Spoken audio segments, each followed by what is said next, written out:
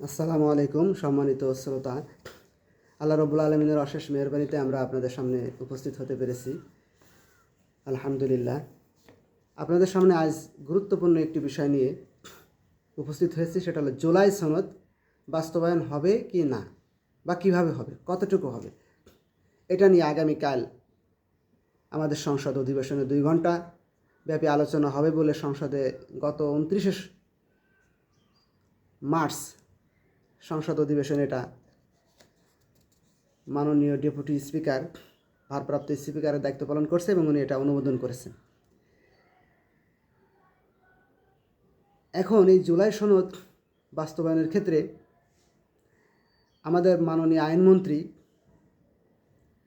ইনি কিছু প্রতিবন্ধক দেয়াল সামনে উপস্থিত রাখার জন্য আমন্ত্রণ জানিয়েছেন।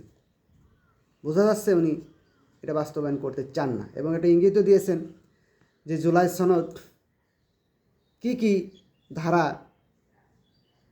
হবস, লক এবং জ্যাক রুশোর আধুনিক রাষ্ট্রচিন্তা সোশ্যাল কন্ট্রাক্টের ধারার বিপরীত, এবং জুলাই সনদের কোন কোন ধারা জামায়াত ইসলাম লঙ্ঘন করেছে এটা উল্লেখ করেই বলেছে আগামী 31 তারিখে এটা নিয়ে আলোচনা হবে 2 ঘন্টা। 2 ঘন্টা সীমিত সময়, এটা হয়তো পরবর্তীতে বাড়াবে কিনা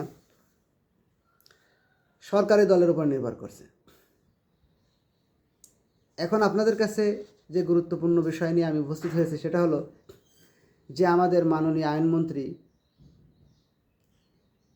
3 জন মনীষীর নাম বলেছেন, জ্যাক রুশো, জন লক এবং থমাস হবস।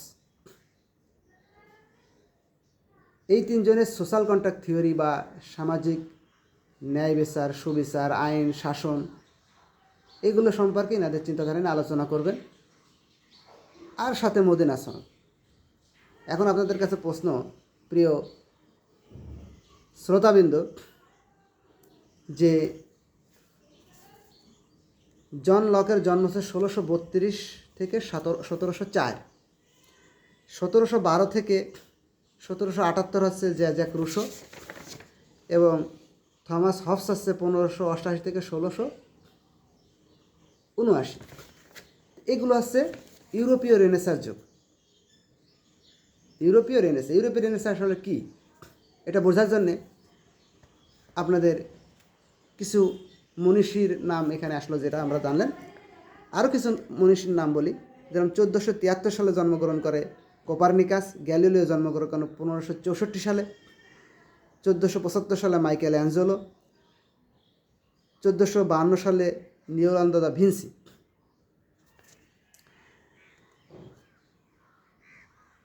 এরকম আরও যত মনীষী ইউরোপে ওই সময় জন্ম নিয়েছে, তারা ইউরোপীয় রেনেসাঁ সংগঠিত করে। তাই আধুনিক যুগে সারা পৃথিবীতে রাষ্ট্র আইন কাঠামো, মানবিকতা, মানুষের সাথে মানুষের সম্পর্ক কেমন হবে, এই আইন দ্বারা আমাদের বিভিন্ন রাষ্ট্র নির্ধারণ করে থাকে। তাহলে আমাদের বোঝা দরকার যে এই রেনেসাঁ যুগটা আসলে আমাদের কী উপহার দিল আইন, রাষ্ট্র, মানবিক মর্যাদা, সামাজিক সুবিচার, ন্যায় বিচার। তো এটা যখন এসেছিল আমাদের উপরে,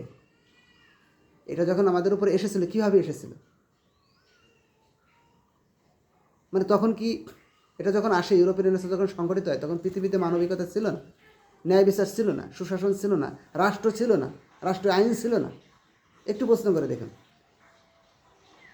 তখন কিন্তু রাষ্ট্রীয় আইন ছিল। প্রিয় শ্রোতাবৃন্দ, আপনাদের দৃষ্টি আকর্ষণ করছি, তখন যে রাষ্ট্রীয় আইনটা ছিল পৃথিবীতে, সেটা হলো ইসলামী আইন। আপনারা জানেন 570 সালে আমাদের নবী মুহাম্মদ সাল্লাল্লাহু আলাইহি সাল্লামের জন্ম থেকে শুরু করে পৃথিবীতে ইসলামী আইনের সূচনা, আর তিনি 40 বছর বয়সে নবুয়ত প্রাপ্তি হন, মক্কা মদিনায় বিশাল রাষ্ট্র প্রতিষ্ঠা করেন, মুসলমানরা 1400 বছর পৃথিবীতে শাসন করে। মনে রাখতে হবে, এই Jack Rousseau, Hobbes, Locke, Leonardo da Vinci, Galileo, Copernicus, যত মনীষী আছে, এরকম হাজারো মনীষী আছে ইউরোপে জন্মগ্রহণ করে, তারা ইউরোপকে রক্ষার জন্য ইসলামী শাসন ব্যবস্থা, ইসলামী রাষ্ট্র ব্যবস্থা থেকে ইউরোপকে রক্ষার জন্য গভীর চিন্তা ভাবনা করে রাষ্ট্র, দর্শন, বিজ্ঞান আবিষ্কার করে। তাদের এই দর্শন পৃথিবীতে প্রতিষ্ঠিত হতো না তারা যদি আধুনিক বিজ্ঞান প্রতিষ্ঠা করতে পারত, আধুনিক অস্ত্র প্রতিষ্ঠা করতে না পারত। মানুষের প্রয়োজন পূরণের ক্ষেত্রে অভাবনীয় কিছু অস্ত্র এবং বৈজ্ঞানিক কিছু পদ্ধতি, বিজ্ঞান মানুষের সামনে উপস্থিত করে, যা মানুষের প্রিয় হয়। যেরকম আমি যে মোবাইলটা দিয়ে আপনাদের সামনে কথা বলছি, যে চশমা ব্যবহার করছি, যে কাপড় ব্যবহার করছি, এগুলোর আধুনিকায়নের ক্ষেত্রে তাদের বিশাল অবদান। এই জন্য মানুষের কাছে জনপ্রিয়তা পায় এবং এটাকে প্রতিহত করতে পারে। তবে জনপ্রিয়তা পাওয়ার আগে এটা কিন্তু ন্যাচারাল ফাংশন, পৃথিবীতে ডেভেলপমেন্ট হতো। ইউরোপ পৃথিবীতে না আসলে ডেভেলপমেন্ট হতো না তা না, ডেভেলপমেন্ট মুসলমানরা করছিল, ধীরে ধীরে এই পর্যায়ে আসতো। যেরকম গণিতের জন্মই তো অ্যালজেব্রা মুসলমানদের হাতে, এরকম প্রত্যেকটা জিনিস আপনারা জানেন মুসলমানদের হাতে। তবে এটা ধীরে ধীরে একটা পরিণতি লাভ করেছে। এই ইউরোপীয় দর্শন ব্যবস্থা যেভাবে প্রতিষ্ঠিত হয় সেটা হচ্ছে আপনাদের একটু ধারাবাহিকভাবে বলি। যে মুসলমানরা প্রথমে 712 সালে স্পেন আক্রমণ করে, আফ্রিকার মধ্য দিয়ে যায়, আফ্রিকার মধ্য দিয়ে যে মরক্কো হয়ে স্পেনে যায়। 712 সাল থেকে 1492 সাল পর্যন্ত মুসলমানরা স্পেন এবং ফ্রান্সের কিছু অঞ্চল দখল করে। 1492 সাল থেকে মুসলমানরা ওখান থেকে বিতাড়িত হওয়া শুরু করে। 1492 সালে ওই স্পেনের নাগরিক কলম্বাস প্রথম আমেরিকা আবিষ্কার করে। 1498 সালে তিনি দক্ষিণ আমেরিকা আবিষ্কার করে। 1488 সালে পর্তুগিজ নাবিক, ইউরোপেরই একটি রাষ্ট্র, উনি দক্ষিণ আফ্রিকা আবিষ্কার করে। মানে আফ্রিকা মহাদেশ পিছন দিক থেকে উপরে উত্তরের অঞ্চলটা যেটা মিশর, লিবিয়া, তিউনিসিয়া, মরক্কো, এগুলো মুসলমানদের দখলে। সুদান, ইথিওপিয়া, বিরাট অঞ্চল। মুসলমানরা প্রায় 1.5 কোটি বর্গ মাইল এলাকার বিশাল ভূখণ্ড, পৃথিবীর ইউরোপ এবং এশিয়ার বিরাট অঞ্চল, যেটা রাজনৈতিক প্রাণকেন্দ্র হিসেবে পৃথিবীর অর্ধেক বলা হয়। আসলে পৃথিবীর অর্ধেক না, কিন্তু ওই সময় রাজনৈতিক ছিল হচ্ছে মধ্যপ্রাচ্য এবং ইউরোপ। আমেরিকা আবিষ্কারই হয়নি। রাশিয়ার উত্তরাঞ্চলে লোকজন বসবাস করতো না, চায়নায় লোকজন কম বসবাস করতো উত্তরাঞ্চলে, এরকম। তো পৃথিবীর অর্ধেক এই কারণে বলা হয়। তো 1492 সালে মুসলমানরা স্পেন থেকে হটা শুরু করছে, বিতাড়িত হওয়া শুরু করছে। আর মুসলমানরা যখন স্পেনে বাম পাশ থেকে, অর্থাৎ ভূমধ্যসাগরের বাম পাশ, দক্ষিণ পাশ থেকে মুসলমানরা বিতাড়িত হচ্ছে, পশ্চিম থেকে বিতাড়িত হয়ে দক্ষিণ পাশে আসছে, ধীরে ধীরে সংকুচিত হয়ে আসছে, তখন মুসলমানরা আবার উত্তর পাশ কনস্টান্টিনোপল বিজয় অর্জন করে।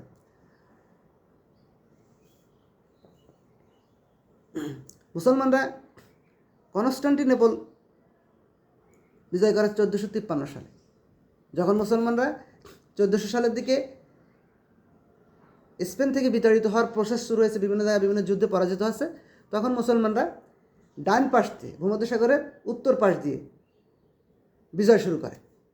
তারা বুলগেরিয়া, ইটালির কিছু অংশ, হার্জেগোভিনা সহ বলকান অঞ্চল পুরোটাই মুসলমানরা দখল করে ফেলে। এখানে প্রায় ইউরোপের 1/3 মুসলমানরা দখল করে ফেলে। এই বলকান অঞ্চলে যখন মুসলমানরা দখল করে, গ্রিস, আপনারা জানেন তখন এই Copernicus, Galileo, Michael Angelo, Aristotle তো গ্রিসেরই লোক, এরা যে আশ্রয় গ্রহণ করে ইটালিতে, মুসলমানদের তারা ক্যাপচার করার জন্যে চেষ্টা করতে থাকে। এই সময় মুসলমানদেরকে হটিয়ে পৃথিবীকে দখলের যে প্রসেস তারা শুরু করে, এটিকে বলা হয় ইউরোপিয়ান রেনেসাঁ। এই সময় যে আইন কানুনগুলো তৈরি হয়, মুসলমানদের ইসলামী আইন, কোরআনের শাসনকে পৃথিবী থেকে বিতাড়িত করে এই হবস, লক্স, জ্যাক রুশোর আইন পৃথিবীতে ছড়িয়ে পড়ে। এই পৃথিবীতে এই আইনগুলো এখনও পর্যন্ত পরিপালন করা হচ্ছে। মুসলমানরা প্রথম পৃথিবীকে ছেড়ে দেয় 1919 সালে 28শে জুন। মুসলমান শাসনের পতন, কোরআনের শাসনের পতন। এই পতন দেওয়ার পরে এই ইউরোপীয় রেনেসাঁ পৃথিবীতে কী দিয়েছে এটা একটু চিন্তা করুন। 1400 বছর মুসলমানরা পৃথিবীকে শাসন করলো। পৃথিবীতে কোনো বিশ্বযুদ্ধ সংঘটিত নেই। টুকটাক যুদ্ধ যেটা হয়েছে, কোনো রাষ্ট্রের প্রধান তার রাজ্যের জনগণের প্রতি খারাপ ব্যবহার করছে, মুসলমানরা সেই রাষ্ট্রে জনগণের রক্ষার্থে এগিয়ে গেছে। ওই দেশের রাষ্ট্র মুসলমানদের সাধুবাদ জানাইছে, এটা আমাদের মুখের কথা নয়। আপনি খেয়াল করে দেখেন 712 সালে মুসলমানরা স্পেন দখল করে, 1492 সালে ওখান থেকে মুসলমানরা ফিরে আসে, 700 বছর শাসন করে। মুসলমানরা ইউরোপের ভূখণ্ডে পা রাখার পর ইউরোপের মানুষের সমর্থন না থাকলে তো এই 700-800 বছর শাসন করা সম্ভব নয়। আর এই হবস, লক্স, জ্যাক রুশো যে আইন বানিয়েছে, এই আইন দিয়ে পৃথিবী কয়দিন চলছে? 1919 সালের পর থেকে 2019 সাল পার হয়েছে, 100 বছর পার হয়নি। এর মাঝে তারা 3টা বিশ্বযুদ্ধ পরিচালনা করে ফেললো। প্রথম বিশ্বযুদ্ধ, দ্বিতীয় বিশ্বযুদ্ধ আর তৃতীয় বিশ্বযুদ্ধ চলছে। পৃথিবীতে কোটি কোটি মানুষ মারল, প্রত্যেকটি বিশ্বযুদ্ধে অন্তত 5 কোটির উপর মানুষ মারা হয়েছে। আর যে তৃতীয় বিশ্বযুদ্ধ চলছে মুসলমানদের উপর দিয়ে শুরু করা হয়েছে, এটা কোথায় গিয়ে থামবে আল্লাহ ভালো জানে। এটাও এরকম অন্তত 10 কোটি লোক মারবে। সুতরাং প্রিয় ভাইরা, আপনাদের আমন্ত্রণ জানাই, আপনাদের দৃষ্টি আকর্ষণ করছি, আমাদের আইনমন্ত্রী যে আগামীকাল যে Jack Rousseau, Copernicus, Jack Rousseau, Hobbes, লকের যে আইন নিয়ে আলোচনা করবেন, এই আইনটা হলো কোরআনের আইনের বিরোধী আইন। ভালো কথা থাকবে সেখানে, কোরআনের অনেক আইনের সাথে মিলে যাবে। মনে রাখবেন, আইন কোনো সমস্যা নয় পৃথিবীতে সমস্যা হচ্ছে সেন্সিটিভিটি। যারা আইনটাকে নিয়ে আসছে তারা কীভাবে কোন চিন্তায় এগিয়ে আসছে। বাংলাদেশে আওয়ামী লীগ এবং বিএনপি আইন প্রতিষ্ঠার যে দায়িত্ব নিয়েছে, শাসন প্রতিষ্ঠার যে দায়িত্ব নিয়েছে, রাষ্ট্র প্রতিষ্ঠার যে দায়িত্ব নিয়েছে, স্বাধীনতা সার্বভৌমত্বের যে দায়িত্ব নিয়েছে, তা কীভাবে পরিচালনা করছে গত 53 বছরে আমরা দেখছি। খুন, গুম, হত্যা, লুটতরাজ, ধর্ষণ, চিন্তায়, চাঁদাবাজি। শহর অঞ্চলে যারা বসবাস করেন জানেন, একটি বাড়ি করতে গেলে আপনাকে চাঁদা দিতে হয়, দোকান ব্যবসা পরিচালনা করতে গেলে চাঁদা দিতে হয়। এই আইন তো ওনারা প্রতিষ্ঠা করেছে, না দিলে হত্যা করে, খুন করে, গুম করে। এবং এই ধারাবাহিকতা শেষ হয়নি। আমরা এক ফ্যাসিস্টকে বিদায় দিতে সক্ষম হয়েছি, তিনারাও ফ্যাসিস্ট হিসেবে আবির্ভূত হতে চাচ্ছেন। তাই পূর্বের আইনকে ওনারা রাখতে চাচ্ছেন। পূর্বের আইন কেন থাকবে? রুশো, জন লক এবং হবস আছে ওনাদের ডিফেন্সিভ পজিশন। কেন ডিফেন্সিভ পজিশন হলো? প্রিয় ভাইরা, আপনারা জানেন 1757 সালে, 1400 সাল থেকে ওরা বিতাড়িত শুরু করেছে মুসলমানদের বিভিন্ন জায়গায়। সরাসরি আক্রমণে খুব বেশি ম্যানেজ করতে পারেনি। তখন তারা মুসলমানদের এই পাশে দক্ষিণ পাশ থেকে আক্রমণ, উত্তর পাশ থেকে আক্রমণ, কনস্টান্টিনোপলের দিক থেকে আক্রমণ, স্পেনের দিক থেকে আক্রমণ। ওরা তখন সাগরে নেমে যায়, আটলান্টিক মহাসাগরে নেমে তারা বিশাল সম্পদের পাহাড় আবিষ্কার করে। দক্ষিণ আমেরিকা, উত্তর আমেরিকা বিশাল সম্পদের পাহাড় আবিষ্কার করে, যে আমেরিকার নেতৃত্বে তারা এখন সারা পৃথিবীকে শাসন করছে। তারা অস্ট্রেলিয়া আবিষ্কার করে 1606 সালে, এই ইউরোপিয়ান রেনেসাঁস যুগে। 1757 সালে তার ভারত মহাদেশ দখল করে নেয়। খেয়াল করে দেখুন, দক্ষিণ অংশ আফ্রিকা তারা দখল করে 1488 সালে, দক্ষিণ আফ্রিকা। তাহলে আফ্রিকার দক্ষিণ থেকে শুরু করলো, এটা মুসলমানদের খেলাফত ব্যবস্থার দক্ষিণ অংশ। একের ওই মাথা থেকে শুরু করছে। মুসলমানরা এখনো জানেও না যে দক্ষিণ আফ্রিকা ওখানে কতখানি মুসলমানরা পৌঁছে পারেনি, ওরা সেখান থেকে শুরু করছে। অস্ট্রেলিয়াও এরকম আরও দক্ষিণে, আরও সাগর পেরিয়ে, আটলান্টিক মহাসাগরের ওই পারে যে পশ্চিমে যে আমেরিকা বিরাট ভূখণ্ড তারা পেয়ে যায়। এপাশে পূর্বে এসে মুসলমান শাসন ব্যবস্থার মধ্যপ্রাচ্যের পূর্বে অংশ ভারত, আফগানিস্তান তারা দখল করে নেয়। এই মুসলমানদের তারা ঘিরে ধরে আমাদের এই ভারত উপমহাদেশ থেকে তারা বিতাড়িত হয়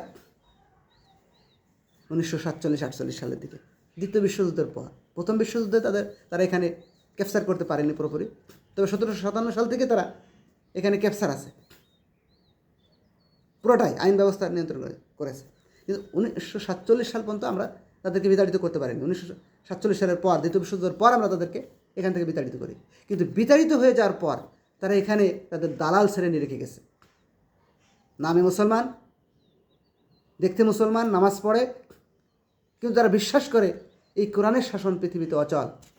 ন্যায় ইনসাফের শাসন বোঝার জন্য তারা ইউরোপ আমেরিকায় চলে যায়। ওদের নাম স্মরণ করলে ইউরোপ তাদেরকে সাপোর্ট দেয়। আমেরিকা তাদের সাপোর্ট দেয়। রুশন নাম বললে আমেরিকা সাপোর্ট দেয়, হ্যাঁ ঠিক আছে। রবীন্দ্রসঙ্গীত গাইলে ভারত সাপোর্ট দেয়।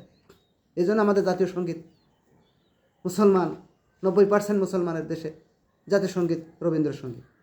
রবীন্দ্রনাথের গুণগান গাইলে ইন্ডিয়া যত সময় পর্যন্ত আপনি রবীন্দ্রনাথের গুণগান গাইবেন তত সময় পর্যন্ত ইন্ডিয়া আপনাকে সাপোর্ট দেবে। রবীন্দ্রনাথ ছড়িয়ে দেন, ইন্ডিয়া বাংলাদেশকে সাপোর্ট দেবে না। তবে সাপোর্ট আমাদের লাগে না, এটুকু মনে রাখবেন। রুশো, হবস, লক্স সরিয়ে দেন, ইউরোপ আপনাকে সাপোর্ট দেবেন। এই জন্যে ওরা ওদের মানে কি বলবো, ওদের সৃষ্টিকর্তা, আইনের সৃষ্টিকর্তা।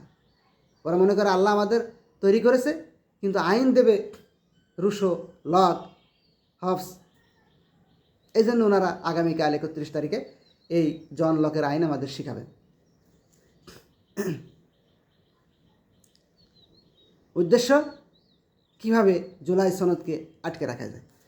এখন আপনাদের সামনে জন লক, রুশো এবং হবসের কিছু থিওরি নিয়ে সংক্ষেপে কথা বলে শেষ করব। সোশ্যাল কন্ট্রাক্ট থিওরি যেটা আর কি। জন লক ইনি হচ্ছে ব্রিটিশ দার্শনিক। ইনি বিশ্বাসী ছিলেন এবং এম্পিরিসিজম বা অভিজ্ঞতাবাদ। উনি বিশ্বাস করেন যে মানুষ খালি আত্মা নিয়ে জন্মগ্রহণ করে, ব্রেনে খালি কিছু নাই। তারা পঞ্চ ইন্দ্রিয়ের মাধ্যমে যা কিছু দেখে, অনুভব করে এবং যা কিছু বোঝার চেষ্টা করে, তা দিয়ে তাদের মনের ভিতরে ধারণা তৈরি হয়। এরকম একাধিক ধারণার মাধ্যমে বা 2 বা ততোধিক ধারণার মাধ্যমে কম্প্যারিজনের করে যে সিদ্ধান্ত উপনীত হয় সেটা হচ্ছে জ্ঞান।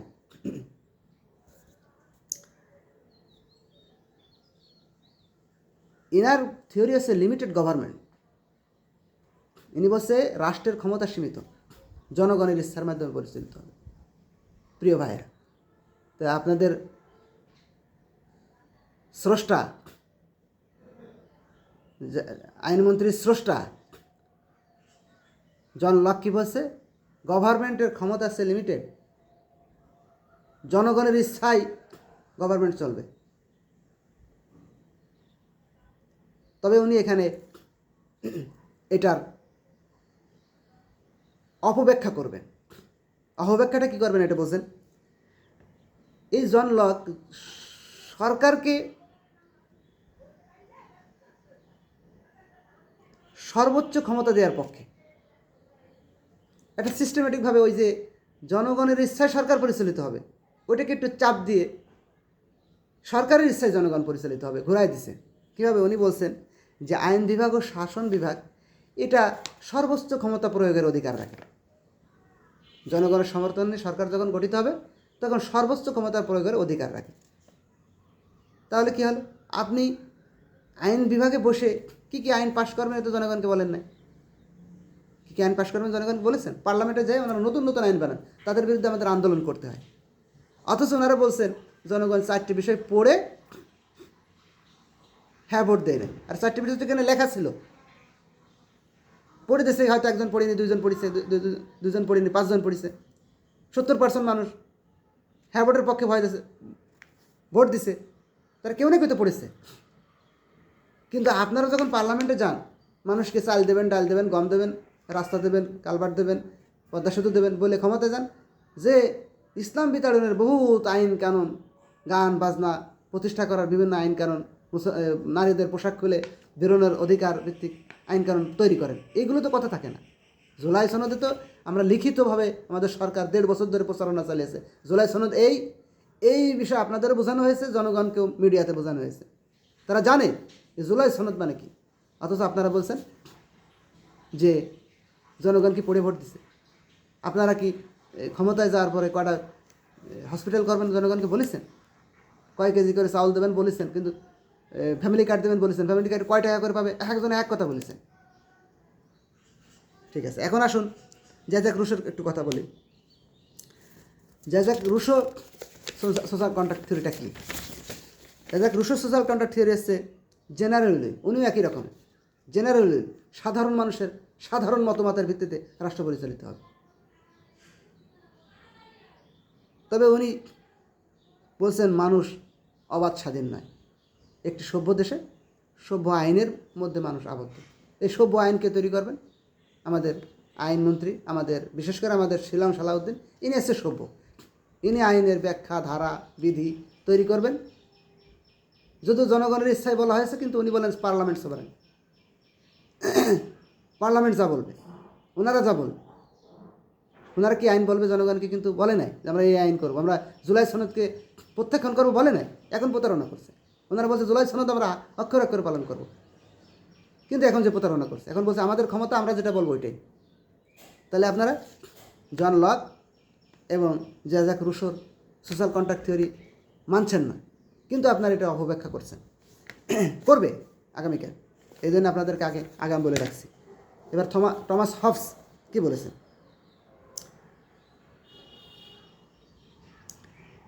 টমাস হবস একটু ঝামেলা করেছে। উনি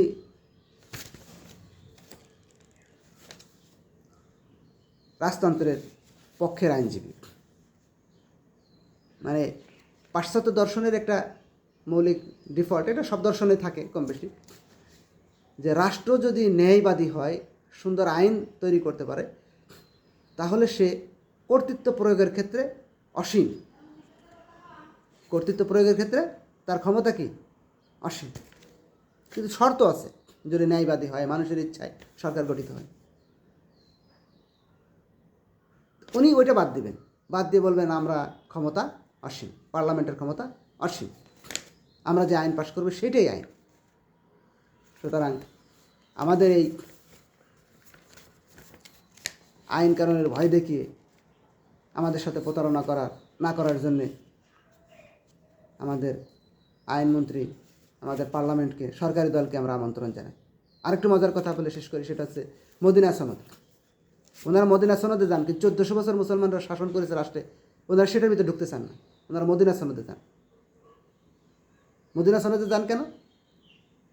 এই যে রুশো, লক, হবস, এনারা কিন্তু ধর্মের বিরোধী। এনারা বলেন যে ধর্মীয় আইন মানুষের উপরে চাপিয়ে দেওয়া যাবে না, মানুষের ইচ্ছা, অধিকাংশ মানুষের ইচ্ছার সাথে যে মিলগুলো থাকবে সেগুলো নিয়ে একটা আইন তৈরি করতে। তো আমাদের এই মদিনা সনদটা কিছু এরকম ছিল, যে যখন রাসূল সাল্লাল্লাহু আলাইহি ওয়াসাল্লাম মদিনায় গেলেন, তখন সেখানে ইহুদি ধর্ম, খ্রিস্টান ধর্ম, মুসলমান ধর্ম সবাই ছিল। মুসলমানদের কর্তৃত্ব প্রয়োগের সীমাবদ্ধতা ছিল। ইসলামী আইনও তখন নাজিল হয়নি, তখন শুধু তাওহীদ রিসালাত ভিত্তিক কিছু আয়াত নাজিল হয়েছে। এজন্য রাসূল নিজেদের চিন্তা একটা সনদ তৈরি করেন, সেই সনদের মাধ্যমে মদিনা রাষ্ট্রটা প্রতিষ্ঠা করেন। কিন্তু পরবর্তীতে রাষ্ট্রের ধারা কী হবে, রাষ্ট্রের পররাষ্ট্রনীতি কী হবে, সমাজনীতি কী হবে, মানুষের পারস্পরিক সম্পর্ক কী হবে, রাষ্ট্র পরিচালনার পদ্ধতি কী হবে, এগুলো নিয়ে বিস্তারিত কোরআন শরীফ নাজিল হয়েছে। ওনারা এই দিকে আর যাবে না। 1400 বছরের ইসলামকে বাদ দিয়ে ওনারা শুধু মদিনা সনদ নেবে।